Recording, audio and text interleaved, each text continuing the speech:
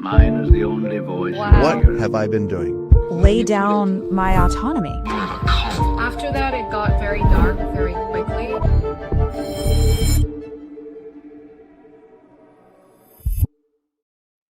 Hey everyone, welcome back to Cults to Consciousness. My name is Shalise Ansola, your host today, and we are talking about a huge subject. It comes up in I would say at least 90% of our episodes, maybe not every single one, but 90% of our episodes, we talk about CSA, how it affects young children, how it could have been avoided if certain conversations were had. Usually this is because purity culture makes it really hard for parents to have these difficult conversations with their children. So, and we will be abbreviating CSA or SA for the YouTube algorithm, so we don't get demonetized, and so more people see this. So today we are bringing on someone who we just interviewed. She has a background and history of what we're talking about, and she is now an expert, and she does this for her full-time thing, talking to parents about how to talk to their kids and teens about predators. So thank you so much for joining us again, Mandi. Thank you for having me and for having this conversation. Yes, of course. It's so important. And at the end of your interview, when you were telling me that this is what you did now, I thought, okay, we definitely need to do a whole episode on just that because, again, it comes up so often. And the amount of pain and suffering that can be avoided or potentially avoided just by having simple conversations with your children. I mean, every parent should know these things. And so I appreciate what you're doing and spreading this message and giving us a little mini class today. Sure, I'm happy to. Yeah. So before we dive in, I just wanted everyone who's not familiar with your story or hasn't watched your previous interview, just give people an idea of your backstory and why you're so passionate about talking about this now. Sure.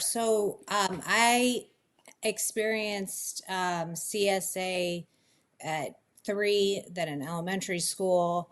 I experienced an assault when I was 14 years old, and then shortly after that, I got lost in child trafficking from the time I was 15 until I was 22. So, not uncommon to have multiple experiences, unfortunately.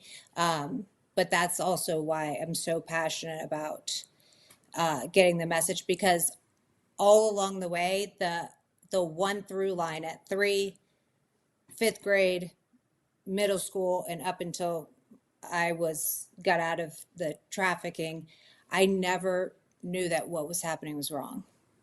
I never thought, I knew I didn't like it. I knew it hurt. It made me feel dirty. I felt shameful. I felt confused, but I never knew that what was happening to me was the thing that they talked to us about in school, because it didn't look like how I thought it would look.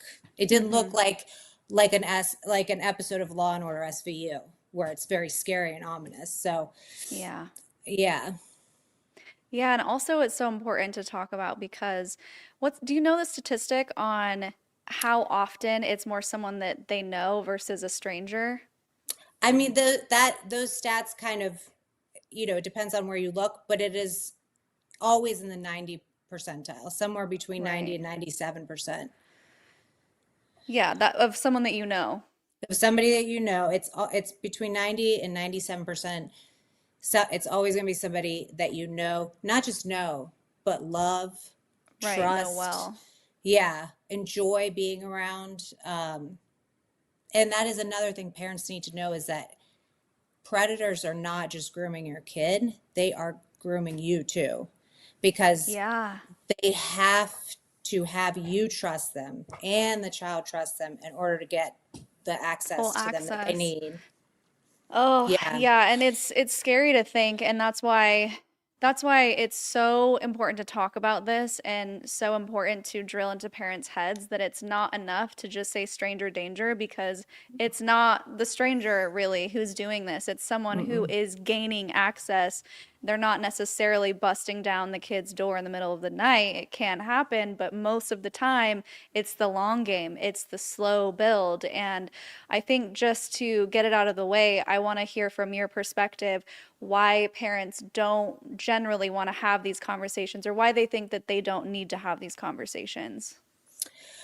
Well, I think if you haven't had the experience yourself, I think you're at a disadvantage a little bit because you probably grew up the way most of us did, which was you had the, white van, stranger danger conversation. And so that in your mind, that's what you think it's going to be. And then I think so many parents who may have experienced this perhaps have not really come to terms with it. I think Sure. that the majority of men who experience this as young boys do not even realize to this day that what happened to them was CSA and not some. I think most men that had this happen walk around with a shameful secret of the one, homosexual experience that they had when they were young, when that's not what it was. And that's a whole nother, boys need even, they need these talks even more than the girls. And be, for reasons that we'll get into, but and that's another thing I think that a lot of parents maybe miss is that they want to talk to the girls about what the boys might do. But the boys are just as much, if not more, at risk because of how much their bodies will betray them in CSA. Yeah. And one other thing that always comes up because I've interviewed hundreds of cult survivors who unfortunately this has happened to is most of the time they say, I just wasn't even taught about sex at all. I had no understanding of how my own body worked. I didn't even have labels for my genitalia. I had no idea. Like you were saying earlier, I knew I didn't like it, but I didn't know what it meant. I didn't know what this would produce, how I could potentially get pregnant. I didn't even know what pregnancy was. And so I think a lot of times these conversations are taboo because of a very strict purity culture, perhaps, or because of how they were raised to, well, we don't talk about that. We don't talk about that. And unfortunately, that's where things can go really wrong because it can also, in my experience talking to other people, lead to children experimenting with children because nobody's giving them answers and they just want to know what's going on. I'll show you mine if you show me yours situation, and it can get out of hand. And there's just so many reasons why we need to have this conversation. And one thing that I've heard parents say too is, well, I don't want to take away their innocence. Well, what will take away their innocence is someone harming them. Yeah. Not these conversations, which I'm sure you're going to talk about will be age appropriate for each level as they grow and understand more. I mean, yeah, we're not going to go full out the gate with this is what sex is when they're 3 years old. Like we Right. can have appropriate conversations. So again, that's why I'm looking forward to diving into this with you today. And guys, if you're watching live, thanks so much for being here. Make sure to drop your comments and questions into the chat. Jonathan will be bringing up some questions for us in about 5 minutes. So if you do have any questions out the gate, leave those in the chat and let's just dive right into it. I do want to say real quick before we dive in, to Yeah. your point, the reason why, and this is a rabbit hole, and I'm going to keep myself from going down, but overall, the reason why there is so much abuse, particularly in the church, is because for one, both the parents and the children are groomed before they even walk in the door, that the leaders and the people within the church are like above reproach, Untouchable. untouchable. They are, and whatever they say goes. We don't question, we don't push back, none of Yeah. that. But purity culture is also that is beneficial to those who wish to take advantage of women and children. Because if you don't have the language and all you know of it is that you, little child, will be punished and damned to hell if you engage in this type of thing, then all you know is to zip it and keep to yourself. And there's a whole system at play there. And I think I don't know if that's necessarily why purity culture is a thing, but it certainly helps protect abusers. Yeah, But absolutely. again, I'll stay out of the rabbit hole of that. I've gone down that rabbit hole many times with entire Yeah. episodes dedicated to why purity culture is harmful. So Hmm. they can go Hmm. watch those. So I know Yeah. you have a list of things of actual ways that we can talk to our kids, things we should and Hmm. should not say. So I'm just going to let you get into it. Sure. Well, if for those parents that have a hard time having these conversations, if it feels, if it goes against everything you've ever been taught, it, when I talk to my kids, I focus very much on if I am, like, if we're talking about private parts, I very much focus on the way I would talk to them if we were talking about their arm. So that me, myself, and my energy is not like, you know, Squeamish. it's squeamish. It's just like I get very matter of fact about it. So, and also I would really strongly advise parents to get away from this idea of having the talk Mm-hmm. and just having lots of little ones sprinkled, throughout their lives. And honestly, the best place to have them is, I typically find that we have a lot of them in the car because Mm-hmm. it's a lot easier if you're not face to face with them. And, one of the biggest prompts I tell parents to use to have these talks is just, okay, guys, this is going to sound super random, but whatever it is. And I mean, the talks that I have with my kids, they might last 90 seconds, maybe a couple minutes, depending on if they have questions or how many examples I want to give. But we also have them a lot. So it makes it a little bit easier and less intimidating when they're just sprinkled rather than whoom, lumped. Oh yeah. Oh, I Yeah. remember the talk. I wanted to run away as fast Mhm. as I possibly could. I was mortified. Yeah, they're rough. They're rough for parents and kids. But when you are having these little talks, if there's three words that I say we got to take out of the vocab, and one is abuse, the other is hurt. And I can't tell you how many survivors I've talked to that said a parent or a teacher or even a doctor looked right at them and compassionately asked, "Is somebody hurting you?" And they said no, and they were not lying because nobody was hurting them. If a predator's any good at what they're doing, they're going to be very gentle. They're going to, try and make it appealing for the child to keep them complicit in what they're doing to them. So it's one of my biggest gripes with school curriculums where they use the term, SA, is it sets up in the kid's mind that this is going to be scary, that it's going to be, angry, when typically it's a lot more of a seductive, slow process that, you kind of can fall under a spell a little bit. Are there instances in which somebody just comes at you aggressively and skips that whole grooming process and just goes for something? Absolutely. But most often it is not going to feel or look like abuse, and it's not going to hurt or will not consistently hurt. And then the third word I say all the time is not to use is the word tell, because so the reason most kids do not disclose is because they either have this fear that they're going to get somebody in trouble, and if the person who's preying on them is somebody that they love or that their parents love, or that is respected in their community, they don't want to get that person in trouble. And very often they've been told, if you tell anybody, I'm going to get in trouble. They also, a lot of kids feel very complicit with what's happening. And so the idea of telling is, I'm telling on myself.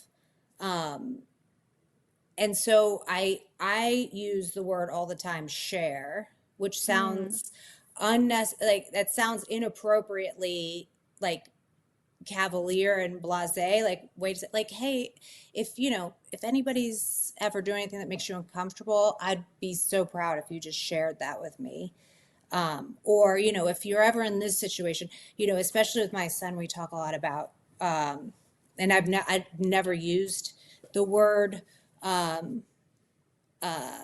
pornography with him, but I've said if you ever see things online, or if your friends show you something, or if you happen to catch something on somebody's phone or somebody, I'd be really proud if you shared that with me, just so we could talk about it. Rather than if I said, you need to come and tell me that sets it up as the tell is like associated with consequence and issues. And so abuse, hurt, and tell, I would just do away with those words entirely. Something that really came up for me when you were just giving those examples is I would be really proud if, so that they know that there are no negative consequences and it makes it feel more like a collaborative effort instead Yes. of good and bad or Yeah. authority and child. Right. Right. And I think, especially, I've noticed in myself, you know, when I've heard something on the news or heard something in my own community, and I'm like, okay, that's something we need to address. Like when these kids get home from school, I can, my tone can get amped up a little bit more because of the seriousness of it. And it's just so important to like, all these little talks should be like uber, like your most compassionate, gentle self delivering them, because that is the thing. You want it to feel like a collaboration of like, oh, I can go to my mom, or I can go to my dad, or whoever it might be, like, because this is like, I try to say all the time, if somebody's making you uncomfortable, just please, share that with me and we can work together to figure that out. Not like, you got to tell me if somebody's ever doing this to you, because that's a very like, which is kind of Yeah. the talks that I used to get, which is why I never said anything to anybody about anything. Um, and that is Yeah. it. So that's kind of the other part of every talk that needs to occur is every single time you have a talk, whether it's big, little, is the phrase, even if. So even if it felt good, even if we love them, even if you love them, even if they were a leader in our church, even if you didn't say no, even if you think you did a bad thing, even if you did break a rule, I still want you to come and share that with me. And telling them you'd be proud of them for doing so is also a big plus too. But that, like, even if statement, because there are so many things that will block their little brains Mm-hmm. from wanting to go to you. Yeah, even if you think mom will be mad, or even if it's Mhm. someone that mom really loves or is friends with, Mhm. I think is a big one too, because I just cannot emphasize enough how it will probably be someone that is connected to the family in some way, in a big way. I mean, in Mhm. my case, it was my own dad, so you really Well, that I can't. was going to say, even if it's your dad, even if it's a family member. Yeah. Yeah. Yeah, it's so important. And it's uncomfortable even for me to have this conversation. It makes me feel uncomfortable, Hmm. probably because of my past, but that Hmm. also means that it's something that I need to get comfortable with because I Hmm. have my own kids and I need to be able to have that conversation in a calm and matter of fact way and Hmm. practice that. And I think a lot of people need to. And also, just because the taboo is, it seems recently is getting less taboo. I don't feel like it's always been this way where people feel comfortable talking about sex, especially to their Hmm. kids. I feel like it's more recent. So I think a lot of people are like, okay, we're ready now. I think as a collective society, we're realizing that this is a huge issue and we need to talk to kids about this. How do we actually do this? Hmm. So, yeah, anyways, back to you. No, it's true. And I'll tell you, so, my youngest is getting, we've started getting a little bit more into the stuff. I mean, he's in fourth grade. We've had these talks for years and have never talked about anything sexual. It has all been about things that are inappropriate, or things that are uncomfortable, or that. And so that's actually another thing is, you want it's so important to talk to kids about how they're going to feel if something like this is happening. um, so I talked for with both my kids about, that sometimes you can feel two things at once. Like if you're super, super excited to go do something, but you're also like a little bit nervous. You can have those two feelings at the same time. Or, basically, like the biggest thing that I remember for me and that I've told them is like, there are times where, somebody might do something, or you might see something that maybe makes your privates feel good, but your tummy feel really bad. And that is a time where you want to just come and talk to me about it so we can just help you understand what's going on there. Because that, I remember, at least when I was in elementary school and this was happening to me, the biggest reason why I didn't feel like something was being done to me is because when it was being done, it felt good and it felt pleasurable to me. But then the moment it stopped, like my stomach was, sick, and the shame, and even like if I saw him coming around the corner, my stomach would knot up. But the minute like something began to happen, I it would feel good to me, and that was a very, very confusing feeling.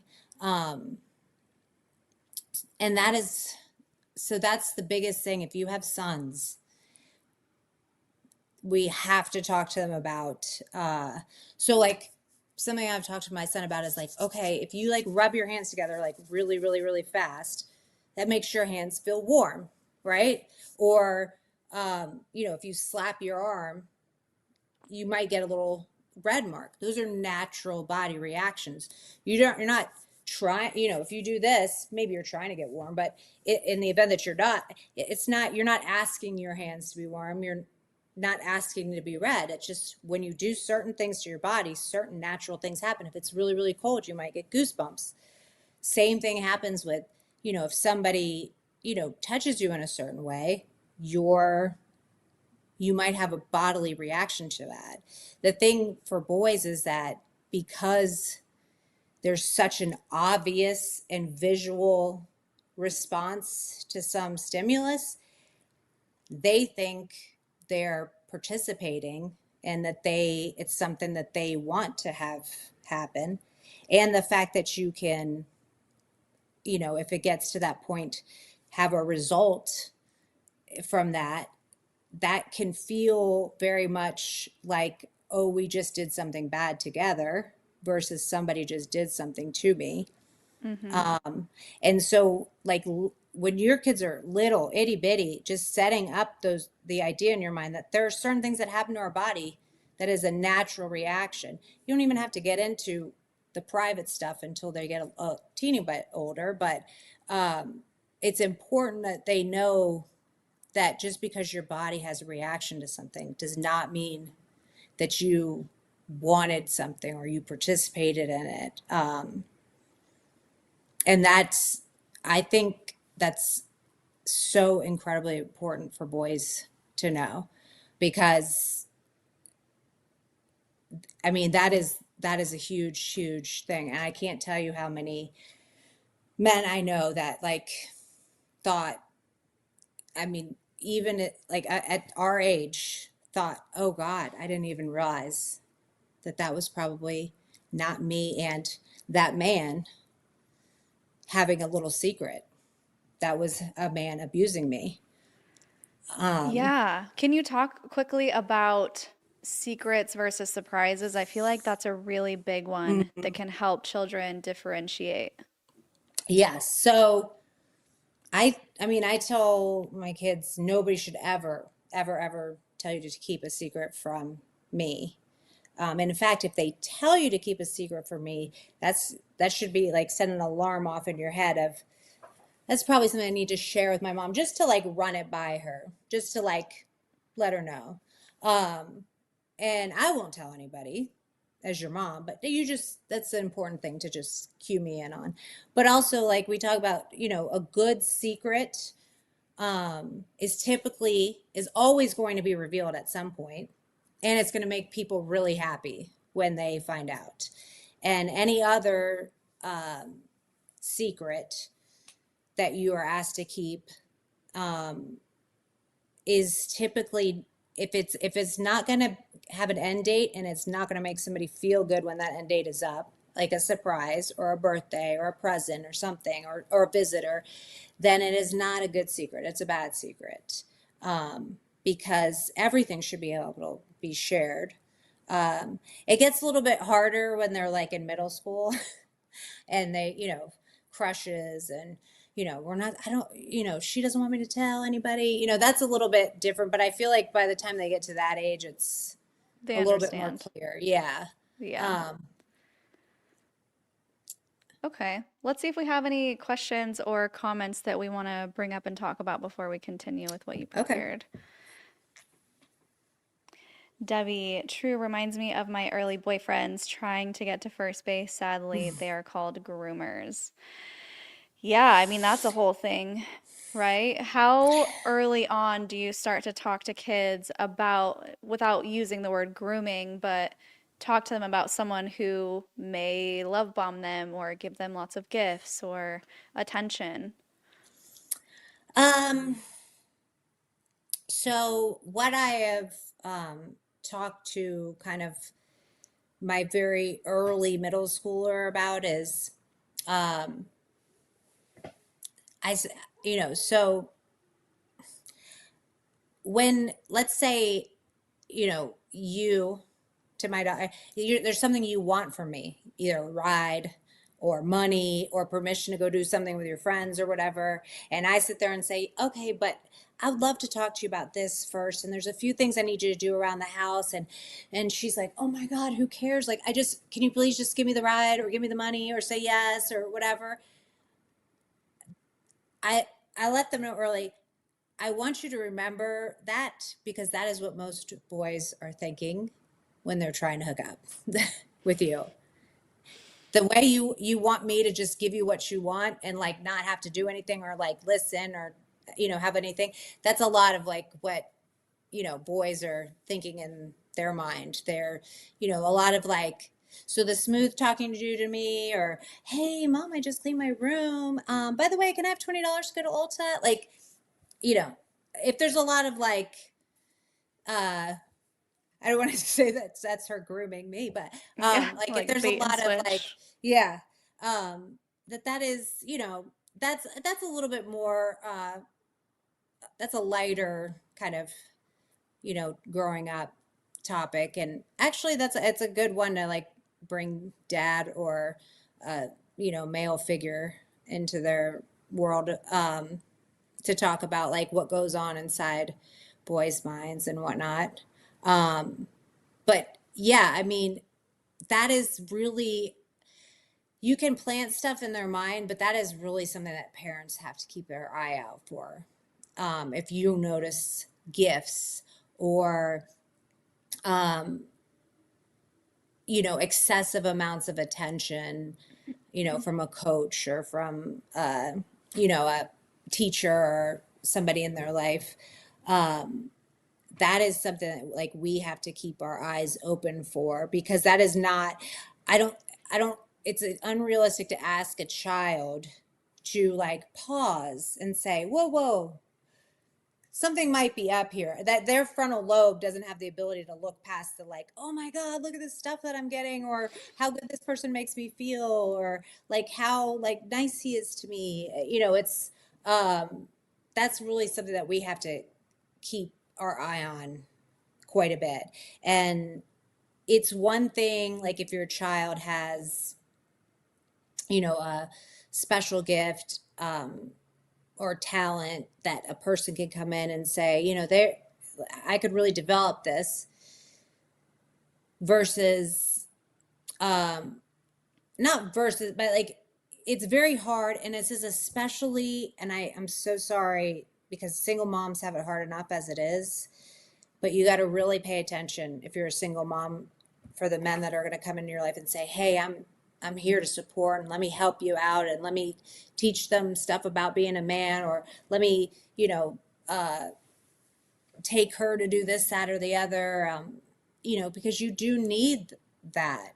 and it's very hard to decipher. But overall, whether it's coaches or teachers or youth group leaders or family members, what have you, it is wonderful to have other people be involved in your kids' lives, but they should never be seeking opportunities to do it where they will be alone and outside of the view of other people, whether not in like maybe it's not always within your view, but it's got to be within public view. Like if you want to take my kid and like work on soccer drills, you're going to be outside in front of other people, doing that. We're not going to some little facility, after hours, just the two of you.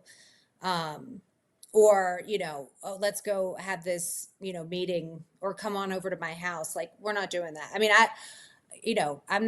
we're not doing guitar lessons up in your room. We're going to do it downstairs in the living room, and everybody else could just be quiet and move around. So be extremely rigorous about who you allow your child to have unsupervised access with. That's the big thing. Yeah, definitely. Okay, I'm gonna let you keep going with what you actually came here with. Okay, so this is going to sound insane to some parents, but stop teaching your kids to say no, Why is that? because it is setting them up to fail and setting them up for shame and setting them up for secrets. Because I mean, I don't know about you, but like I can't even, as a grown adult woman, if the manicurist is like not doing my nails the way I actually want them to do Stop. it, I'm not gonna be like, I'm sorry, could you not? I don't have that in me. Oh, you So hit me to, right here. so to I ask could never. It's so hard for me to tell oh them my to God, I fix could them. never. No, I'm just like, that's great. It's crooked. So You're like, okay. totally.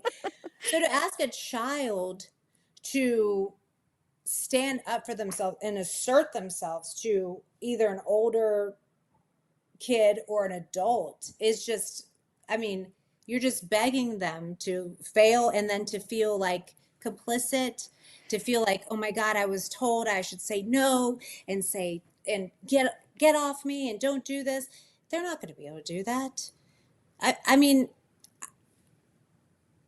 I like I said, I mean, I would struggle with partners that I loved and was in a mutually respectful relationship with to say like, oh, that doesn't feel good. I mean, yeah, and then I'm going to expect a kid to stand up to an adult, say no. So instead, I always tell my kids, if you're in a situation that feels, and that's true if like even like maybe say your little group of girlfriends are doing something that you think is wrong or inappropriate or making fun of somebody or whatever it is instead of teaching them to say no, teach them to fake an urgency.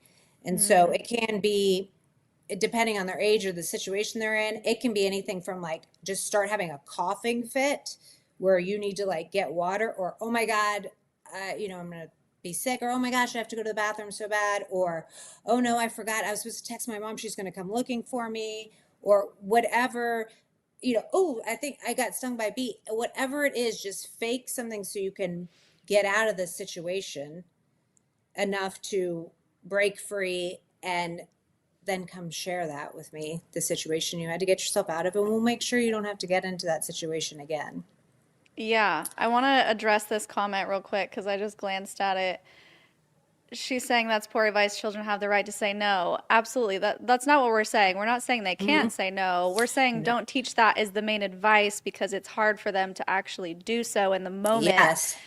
Absolutely teach them clear boundaries. Absolutely say you can say no if you don't want this. And also, if saying no is too difficult for any of these reasons we just listed, you can fake an emergency. You can do this. If this feels easier, this is another way to get out of the situation. Yeah. And that's another reason why it's a big deal to not force children to hug or kiss family Thank you. members and whoever it is. Forced I mean, affection is forced not affection, okay. no, no. And it is, And you can demonstrate, and I know we want, to make the grandparents and whoever feel like happy and whatever. And I've been in the situation where, like somebody has come to see my kids that they don't really know very well. And they're like, oh, come and give me a hug. And I know my kids aren't into that. And you can help make Mm-hmm. it advocate for them by saying, I sometimes say, not every day feels like a hug type of day. Like, is this a hug type of day for you? And then they're like, nope. And I'm like, okay, maybe next time will be a hug type of day and we'll do it then. And that's putting not just letting my kids off the hook, but putting them on notice. Like, we're not going to make them hug you. So like, don't Yes. keep pushing. Yeah, I do the same thing. Even with, we just went to go see my brothers and my daughter, she's only 19 months. She doesn't really know them and she's Mhm. not super comfortable with people she doesn't know. But of course, they're like, oh my gosh, come give me a hug. Mhm. Naturally, like I did the same to their kids and their kids were like, Yeah. mm. So if she's feeling that way, I always say, would you rather give a high five? And almost always she's like, Hmm. totally down. That's And a that's great another one. way of being like, she doesn't want this affection, but she still wants to interact with you. Hmm. And we're not putting you down as a person, and we're not saying it's your fault. We're just saying this is what she's comfortable with right now. Right, right. That is perfect. That's perfect. And that's, to the commoner's point, it's not just, I'm not suggesting that you teach your kids do not say no to adults. It's Yeah. just that's not the advice in terms of getting out of a tough situation. Is if somebody's touching you in a place you don't like, you tell them no. Like that's just never gonna I mean, if they can't say no thank you to a hug, they're not gonna be able to say no when they're touching them in an even trickier place. Hmm. Yeah, definitely. The forced affection, though, I just have to like triple down on that. It's Yes. something that I feel like also has been coming to the surface with our generation because before that, it was like a respect thing of you respect Hmm. your elders and you give them a hug. You go over there and you hug every single person in the room. And it's so expected in so many scenarios. And so I think it's really important to talk about this because if you can't, or if you're telling them you don't have a choice what you do with your body, Hmm. how are they supposed to flip the script when a boy is like, come on, just give me a hug. Oh, what? You don't like me? Da, da, da. And guilting them the same way that parents are like, oh, but Hmm. grandma's sad. You're making grandma sad if you're not giving her a hug. It's not her responsibility how grandma, grandpa, anybody else feels. She doesn't need to give her body to someone because they're sad. And so we really need to train that early so that they understand that it's their body and if they don't want to Hmm. do something with that. And obviously, there are situations where you have to say, as a parent, it's my job to keep your body safe. So, we have to buckle you into your car seat. Obviously, we're Right. not going to be like, your body, your choice all the time as far as that Right. goes. But telling them, mommy and daddy are going to keep you safe. We have to keep your body safe by buckling you in. That's a different story. But forced affection is one of my worst pet peeves. I hate it so much. Yeah. And I mean, just think about like what that tells a girl who then a couple years down the line has a boy saying, come on, just send me the picture of this. I want to see that. It's how is she supposed to say like, nah, not for me. I'm not going to do that. Um, and sadly, that's a whole nother, the digital stuff is a whole nother thing that we have to contend with as well as parents. Hmm. Yeah, definitely. Okay, let's see if we have any other questions. Or we can read this one. Oh, that one. Venus Blue. Oh, hey, thanks for being here again. I have male friends who will brag about losing the V to a teen babysitter when they were preteens, and I'm like, that isn't okay. Yeah, shifting that mindset, right? Yeah, that's really hard. Um, Thankfully, that's more rare. And I had this conversation recently with somebody about, female abusers.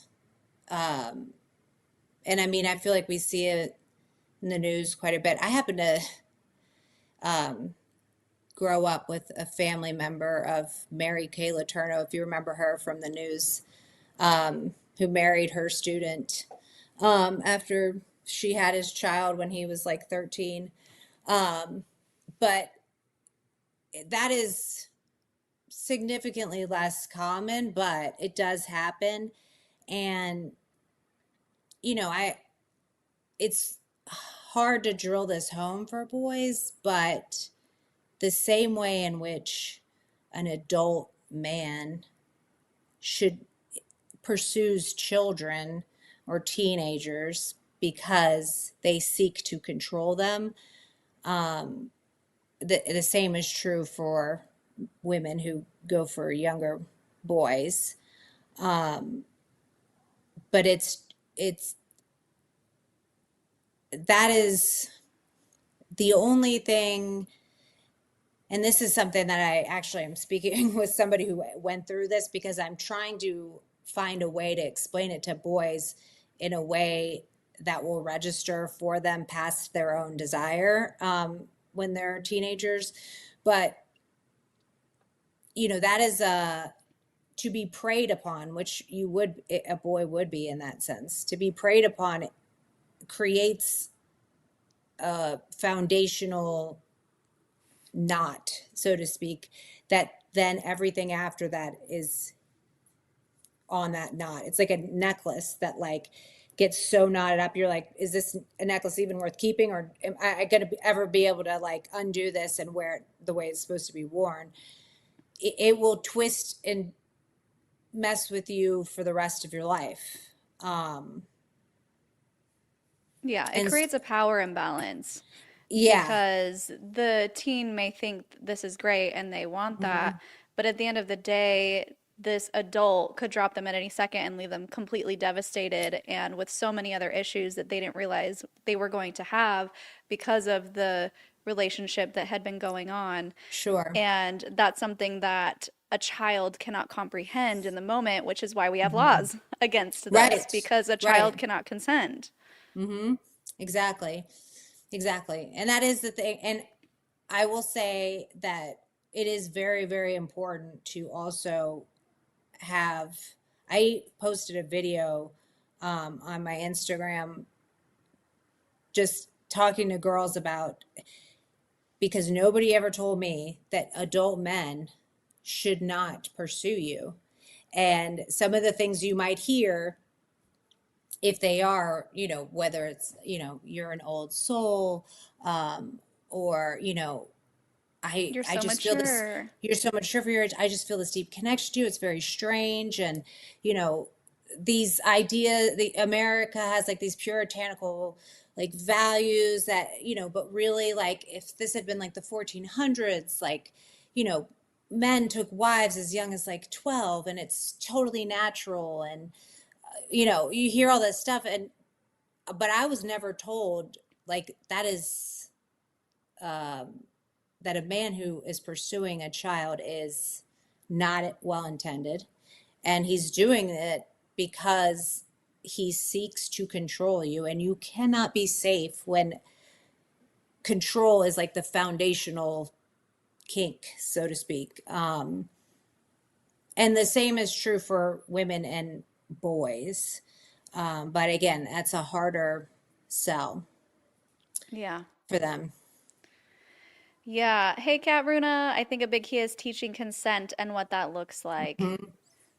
Yes. Yeah. So I, there are a lot of great metaphors and example to teach consent.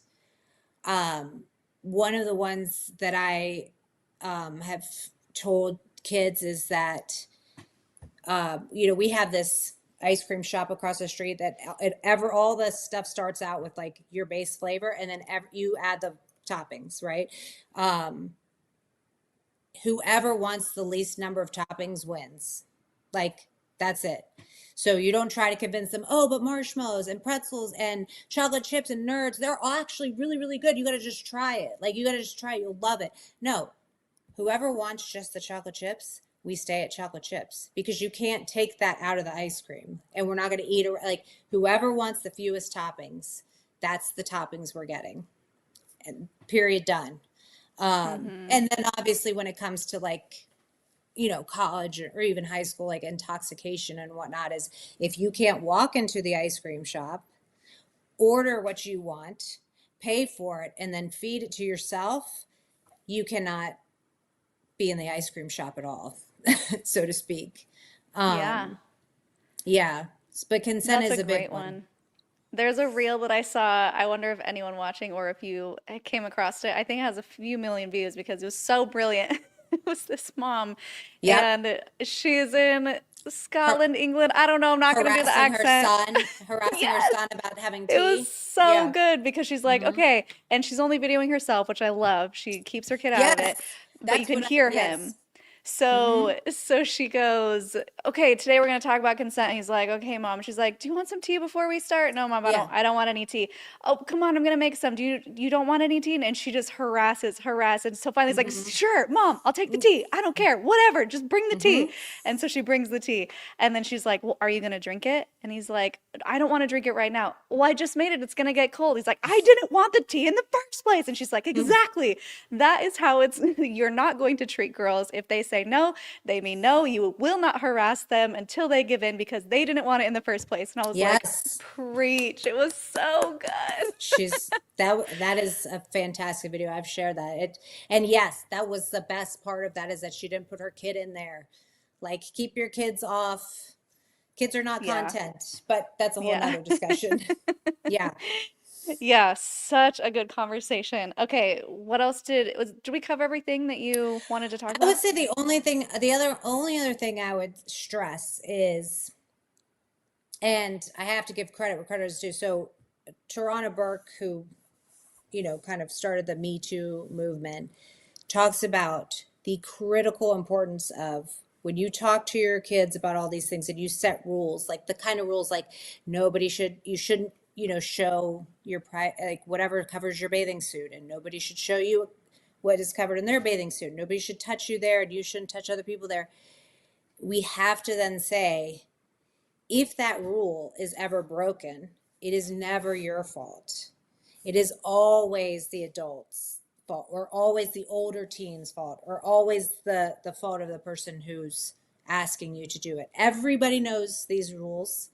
Everybody lives these rules. And if they break that rule, that is not on you. And you should always come to me and share that with me. And I'm not in charge of anybody else. I mean, this is where you don't have to be fully honest with your kids, but I always say, like, I'm not in charge of anybody but you. So if you come and share something with me where somebody might have broken a rule, that's not on me to parent, but I want to just support you and help you so that you're not in that situation in the future. And whatever maybe needs to be done about that behind the scenes to address it, whether it's another kid or an adult or a teenager, that's another thing. But they have to know that if somebody crosses a boundary, that's not their fault and it's not their responsibility. Yeah, that's such a huge one, especially in these high control groups, which is why it's brought up so often because there are cases where the victim is blamed by Oh, the yeah. church, by the leader, by their parents, by whoever. And that's why we need to double down on these conversations because it just puts the shame on the victim, on the survivor, and shame, for the most part, does not want to be shared, does not want to be spoken of. And that's when, if you get a kid stuck in a shame cycle, chances are they're not saying anything. And so we want to do everything we can to prevent that shame from happening. And that's really like where this lifelong suffering is in this. I shared a couple of videos of, saying that, even if teaching parents, like, the even if it feels good, even if it, and somebody said, well, if you're having that discussion, the damage has already been done. But it's not necessarily true. Yes, maybe somebody's crossed a line with them, but the suffering and the shame and the long-term stuff that gets you all twisted and sends people to drugs and alcohol and all these other things, that comes in the keeping of the secret, the metabolizing of all that shame. So and that's another thing, like, it is, if your kids are 16 and you've never talked to them about any of this, it's never too late. Or if Yeah. you've been the parent that's preached, you always say no. Like, it's never too late to go back and say, you know what? I heard something today and I just want to tell you, and make a correction or make the first, attempt at a conversation. It's never like too late to get into this. Yeah. And also saying, because you don't even necessarily have to throw yourself under the bus. It could just be you have another option. You can say Hmm. no, or you can do Hmm. this. You have more options to get away from a situation that's making you uncomfortable or unsafe. Yeah. Yeah. And the only other thing is I would advise, and I only say this here because I feel like it's probably the case, is that if you as a parent have experienced this and have not like really like done the work to like look at this and and I'm not saying you got to be in therapy for 10 years or something, but if you, I beg of you, for yourself and for the sake of your kids, you got to you know really look at like what's happened to you in your life so that you can talk to your kids in a way that's not trauma dumping and that's more informed. And I think it's good for everybody to get to the root of how maybe this happened, an autopsy, like the things that have happened to you in your life, so that you can see the patterns and see how these things were allowed to happen, which will be very painful because none of these things happen in a vacuum. There's always people who either allowed it to or weren't paying attention. And that is painful, but that is so important to be able to like help our kids and help this not repeat. Yeah. Yeah, definitely. I feel like I'm going to be there pretty soon because Yeah. I feel like if my experience is preventing me from having a clear, not fear-based conversation with my child, then I'm going to need to continue to do the work until that's not the case. Mhm. And don't be afraid to like my kids know about the stuff that's happened to me up to the eight. Like they don't know that, like my oldest is 12. They don't know anything after that age quite yet.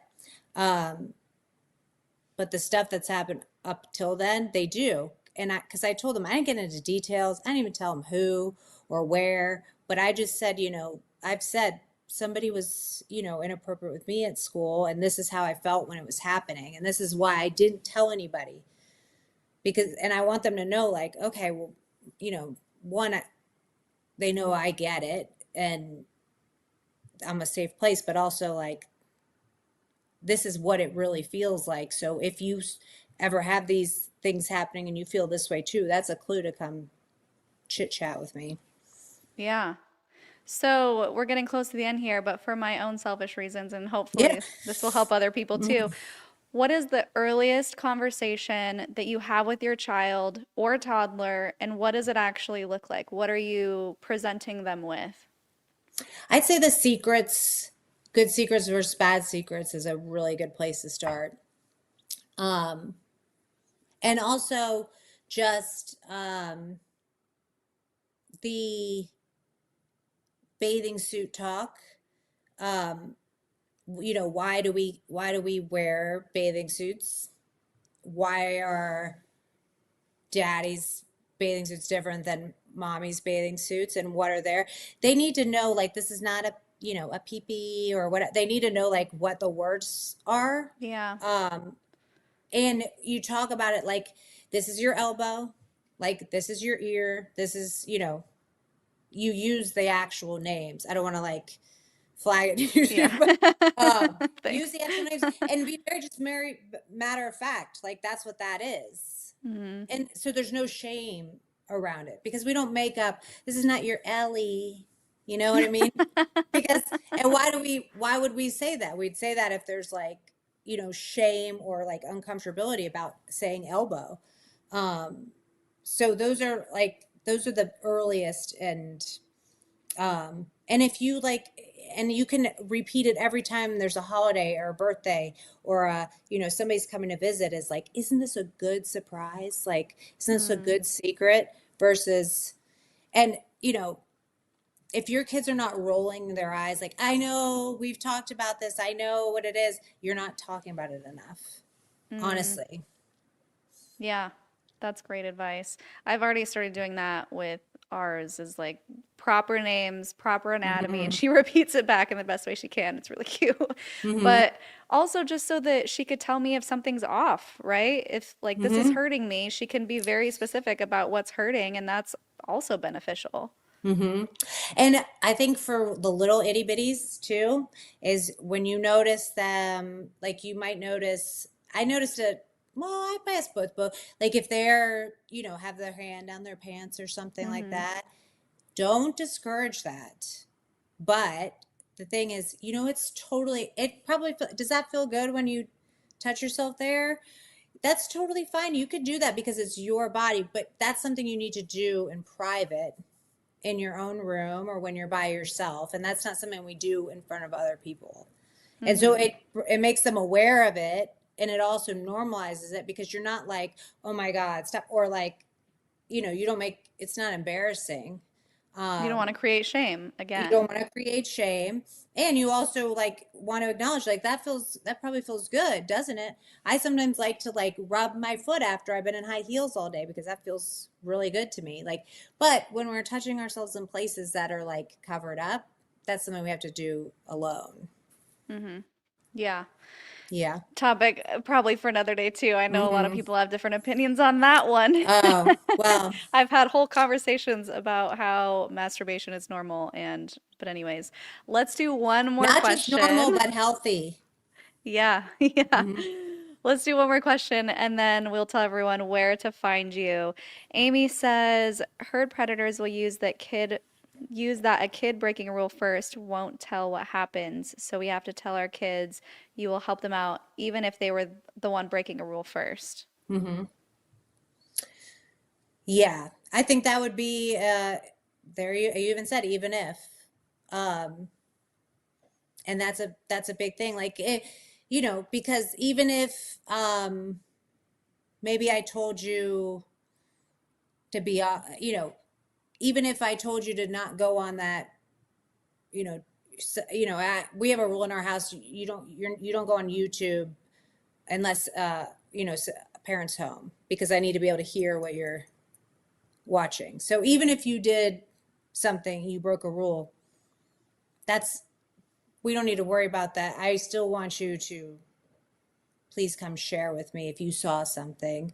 And, there's a reason we have the rules, but a rule is never a reason not to share something with me. You're never going to be in trouble. If something bad happened and you need to talk to me about it. Yeah. Or even if someone tells you to break the rule and you do break the rule, you can still come and talk to me about it. Yeah. And Yeah. telling kids, like, and that's what I say all the time, because they seek, your validation. So if you say, like, I'd be really proud of you if you come and tell me about that, even if you think you did something wrong, like, I'd be so proud of you to do that. And, that you just keep the channels open. But then if they do that, and we're not talking about an essay type situation, you have to remember what you promised. So if they come to you and say, okay, how you told me I was only allowed to have one piece of Halloween candy a day and I actually had 10, you can't flip out and like, be like, these were rule. Because if they are, that is the times where they're going to be testing you, so that when the thing happens, The big thing. they will remember, actually, when I do go to mom and tell her the truth, like, it's not a big deal. Like, I'm safe. Emotional regulation in parenting is a big thing.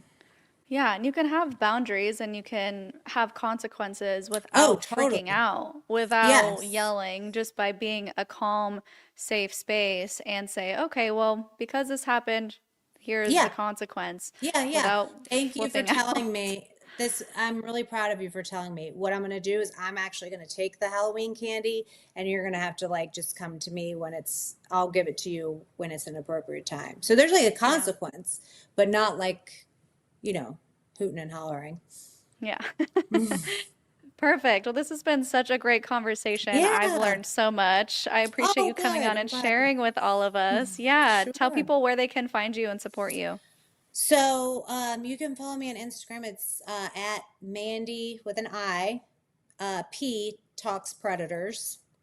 And I have a Substack of the same. And then my website's the same too, Mandy P Talks Predators. So yeah. Awesome. Oh, And there it is in the all of that should be in the description so it's easier for people to find. It's actually Mandy P Talks Predators, not just Mandy Talks Predators. So Oh, yes. yes. But yeah, it'll be in there.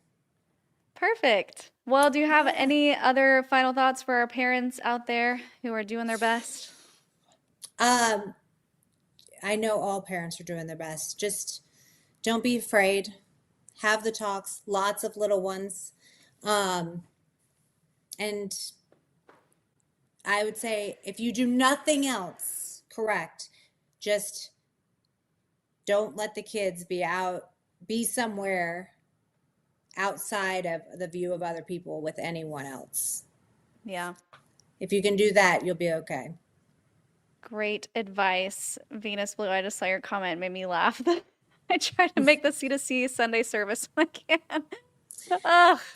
Come join our non-culty cult. Just kidding. Just come Yes, join us on yes. Sundays. We try to Yeah. go live on Sundays around 3. It doesn't always happen, but we do our best to make it happen. So thank you guys for being here, for watching. If you're Thank part you. of the replay crew, leave those comments. It boosts the algorithm. Hit the like button if you're still here and haven't already. Subscribe if you want to see more of these videos. And definitely go check out Mandy's interview. Holy cow, there's so much in there that you can learn from.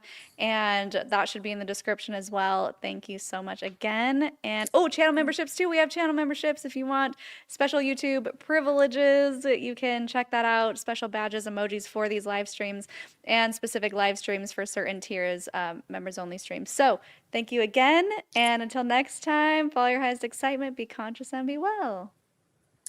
Bye.